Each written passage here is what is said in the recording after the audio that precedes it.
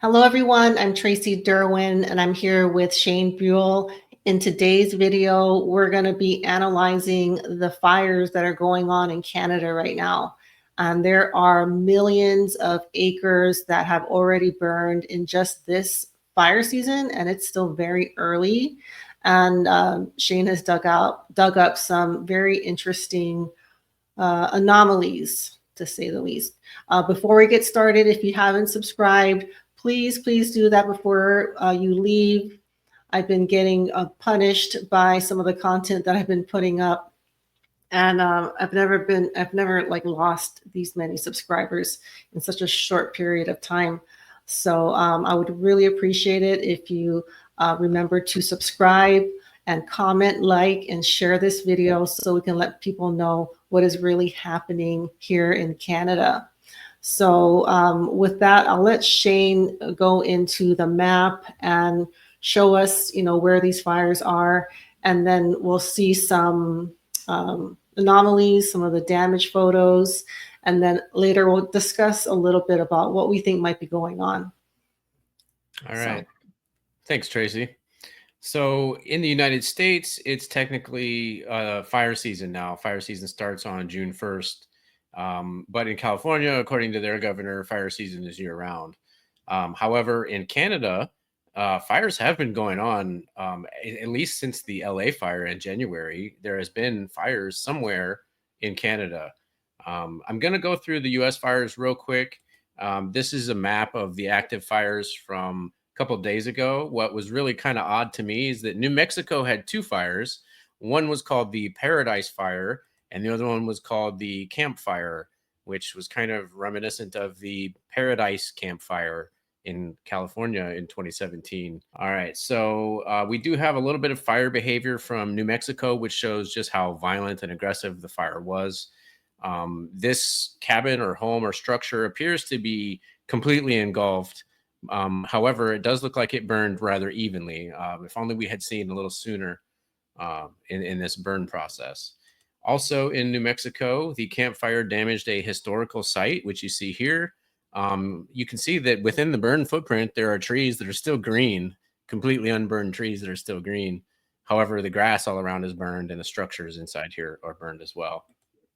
So this was a historical site. Three of these structures were on a historical site, and they were like brick, stone, and adobe type structures. And this one that you see on the right that has the pink fire retardant on it was actually like, it looks like perhaps brick with a layer of adobe on the outside, which was also damaged by the fire, indicating that it was a very high temperature heat. Okay, we also had a fire in Arizona called the Cody Fire. And I want to show this because there was some strange fire behavior. If you look at this damage indicator on the tree in the center foreground, it's burned only at the bottom and from the inside. This is a burn pattern that we've seen many times before, not just in Paradise, California, but also in Maui and since then as well. Another home that was damaged in Cody, Arizona shows only like basically brick and metal remaining. And of the metal that remains, a lot of it is very rusty. And this is a current ongoing active fire. And so this hasn't been sitting out in the elements for very long. So it appears that the metals have undergone rapid oxidation, which to me is very strange. So it indicates that perhaps some sort of electrolysis effect took place. Okay, so now we have a whole bunch of fires going on in Canada. This is actually from the NASA FIRMS map, but I did actually find a better map than NASA. So for Canada, it's hard to find a good fire watch app. The NASA map does cover Canada, but I did find a better map called Fire Map Live or firemap.live. So here we see a couple of fires that are going on just east of Winnipeg in Canada. And this graphic is a little bit outdated. So I'm going to actually share screen and we're going to get up-to-date information here real quick. So let me share my screen. Okay, so now we're going to zoom in on Canada here. And of these two fires that are going on just east of Winnipeg, one of them is very large. It is almost 200,000 hectares, which is about 500,000 acres. And here it says the cause was natural. Now, this is the fire information for the Manitoba side of this fire, but it did also burn over into the Ontario side, or yeah, the Ontario side, where we can get a little bit more information. Here it shows that this cause of this fire was lightning. So this was actually a lightning caused fire, which has now grown to 500,000 acres, not far from Winnipeg, actually. And there was actually another small fire nearby, a lake called Lac du Bonnet. And I actually do have some damage to show from that fire.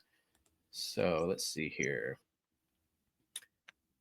All right, so this is some damage from Manitoba, and you can see that the cars are missing their glass. I don't see any melted metal in this picture, but when we get another view of this truck, you can see that the glass has melted on the windshield, which confirms that this flame had to have been around 2,700 degrees Fahrenheit or hotter to melt the auto glass like that. We also see that the metal panels have exhibited more of this oxidation pattern. And now I say this is rapid oxidation because this is an active fire, which isn't very old. And so this level of oxidation has happened rapidly, as if there was an electrolysis process that took place. All right. We also have this home in Lac du Bonnet, which basically was reduced to a footprint of white ash. And all that's left is the chimney, the brick chimney in the background. And behind that, you can see completely untouched trees. Some of these are pine family conifer trees, which should be very flammable. However, they are still intact. Here's another image that shows just how little rubble there is and how much of the white ashes are left behind. Here's another picture of the rubble. And then here you can see the white nature of the ash there with the trees in the background that are still intact. All right. So also in Manitoba, there is another fire going on. And this one is in an area called near the town of Flin Flon. Now, this has actually grown to over 62,000 acres. Let me jump back here real quick. I'm going to go back to my share screen and we'll have a look at this other fire just to get an update in real time as to how big this fire is. Okay, so this fire is not only threatening this town, but it's also threatening many other rural areas, including First Nations tribes that are actually trapped. So this here, it says, so we have a fire on the border of Manitoba and Saskatchewan. So the fire data from the Manitoba side does say this was a human-caused fire. And on the Manitoba side, we have about 40,000 hectares. And on the Saskatchewan side, we have another 25,000 hectares, which makes this definitely a mega fire. And then right next to that, we have another mega fire, 71,000 hectares, which is about 170,000 acres. So yeah, that is the fires that are going on in Manitoba and Saskatchewan. I'm going to go ahead and stop my share screen here real quick. And we do have a video that shows how some of the First Nations residents were stranded and they were trapped in Manitoba. We're trapped.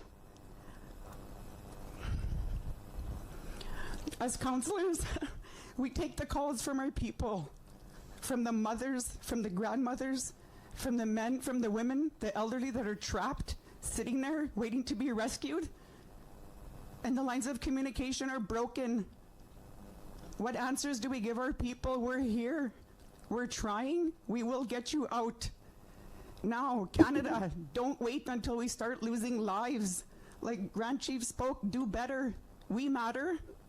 Our people matter. The call went out days ago while we had an airstrip.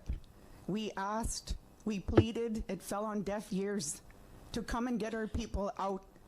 And then the weather changed. You know, the fire came towards our airport. It took it out of commission. Prior to that, our tracks, our main rail, like our main mode of transportation into our community was already compromised. There was no way we could have bought supplies in. You know, and then it went back to our airline, the wind shifted, it took that out. So now we're asking, we appreciate all the efforts that are coming in right now with the helicopters, but like Grand Chiefs have spoken, we need more. Okay, so that was the leaders of the Manitoba First Nations who were requesting assistance, further assistance in evacuating because the roads were cut off, the rail ended up getting cut off, and they were requesting assistance while they still had an airport, but eventually the airport eventually got impacted as well.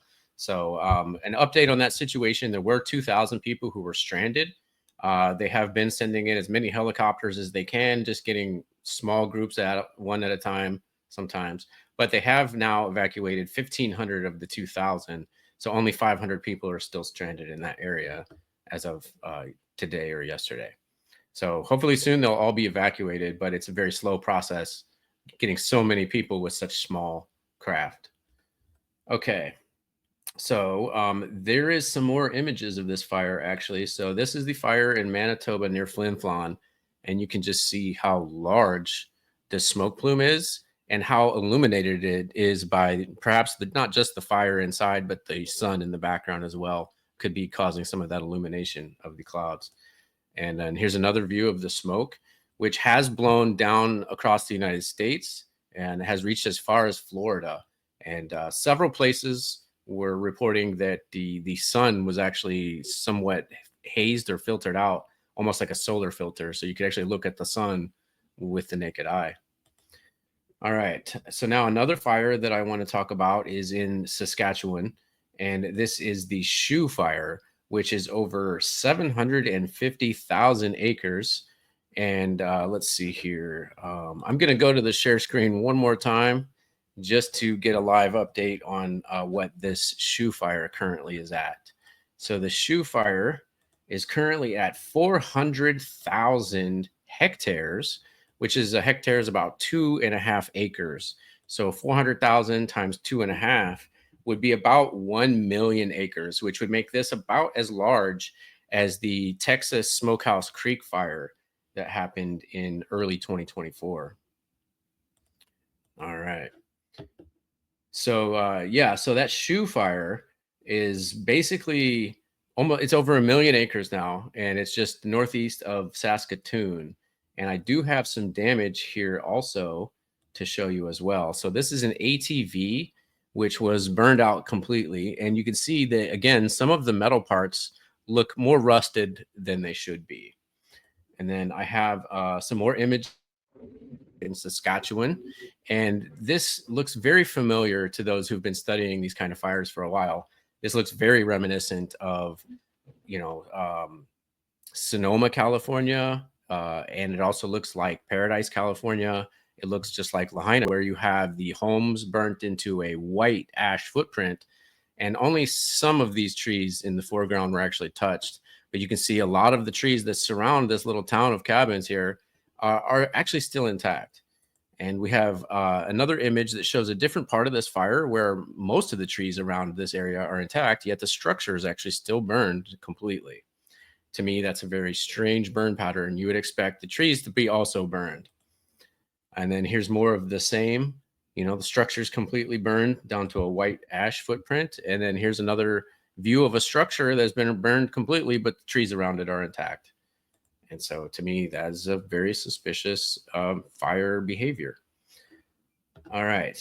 There's some more fires that I want to report on, actually. And so in the province of Alberta, we have more mega fires.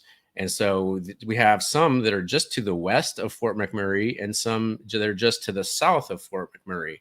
And the Fort McMurray area is significant because in 2016, the town was mostly destroyed by a fire that was very anomalous. It caused all sorts of electrical issues. And once again, things burned that shouldn't have, and things that should have burned didn't. Let's see here. So yeah, we have basically some of these fires in the Fort McMurray area. So the one to the south is also a mega fire of more than 100,000 acres. And two of these large fires to the west are also mega fires, which are more than 100,000 acres each. Let's see here. So also in Alberta, this is southern Alberta near Edmonton. We have another fire that's just northwest of Edmonton. And this is a 43,000 acre fire that is in the Swan Hills area. We also have fires in British Columbia. This is a fire which is over 53,000 hectares, which is also over 100,000 acres. So it too qualifies as a mega fire. And I do have one image that I want to show from this fire. And so, yes, there's a car in the foreground that's missing the glass. We can't tell if the glass is broken or melted, but what really sticks out to me is those steel, perhaps even iron beams in the background, because they look to be rather large, thick steel I-beams. However, some of them are warped in areas. And then you can see this other, metal alloy framing, which was also warped as well. You know what's So, interesting about that photo? I just wanted to point out, and the same with the other ones, the door handles are completely gone. The license plate is yeah. completely gone. Oh, wow. And it's different in that there's usually stuff on the ground, like melted metal, but it's almost like it evaporated. That's true. Yeah. So not only are the door handles missing, but the license plate is completely missing too. And I don't see any sign of it having melted onto the ground. So that is a sign that that whatever metal it was, if it was an aluminum alloy of some sort, didn't Vaporized? melt. It's sublimated into a vapor. Yes, is what that is. And there is a clip from 9/11 that shows door handles near the World Trade Center actually vaporizing like this. Yes, there is video of a door handle vaporizing. Okay. So yeah, judging by the damage indicators and the fire behavior, I'm going to say, in my opinion, that this is actually not a wildfire, that this is some sort of, plasma fire or directed energy. All right. And that's all I have. Before we wrap up, I just wanted to point out some things about the land in Canada. And it's just, I just never really thought about it. But Canada as a country, especially like in the southern parts of Canada, it's very rich in natural resources and mining, but also oil and natural gas is a big part of their economy, or it's one of their more valuable resources. Also, tons of silicon metal, phosphorus, iron.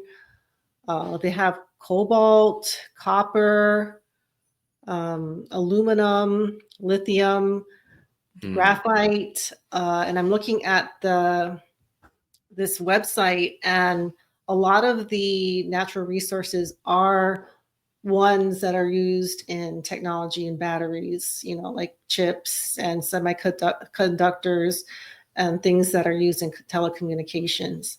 So it's just a very, very valuable land, is very valuable. And from what I understand, the population of Canada is not nearly as dense as it is in other parts of in other first world countries like the US. And, but one thing you would have to do if the land is covered in forest, you would have to get rid of the forest, right, to access the oil, the metals, and the minerals and things like that. But I just realized they're very, very rich in natural resources, especially the ones that are necessary for the new sustainable society that we're going towards. Yeah. And I would actually point out, previously you had mentioned to me that the provinces where Canada is having fires are also the same provinces where those mineral resources are located. So Canada has 10 provinces, 5 of them are having the fires, and those same 5 provinces are where the minerals resources are located. Well, those provinces, so British Columbia, Manitoba, Alberta, and Saskatchewan, those are the ones that I mentioned because they have a lot of natural gas and oil. As far as the minerals, I'm looking at a map, it's spread all over the country. But those 5 provinces have a lot of oil and natural gas. Okay, so yeah, that's pretty much what we wanted to talk about. Maybe when we continue to follow what's going on in Canada, because it is really concerning that this early in June or early in fire season, we've already seen so much of the land in Canada already been burnt. So we're going to follow it, and maybe next time we can put some of these maps of the natural resources, because there are a lot of natural resources that I didn't even realize Canada had, like cobalt, things that you would normally have to go to other countries for. But maybe we'll kind of touch on that a little bit with the next fire video. So yeah, that's going to do it for today. Thank you guys so much for watching, and we'll see you all soon. Bye.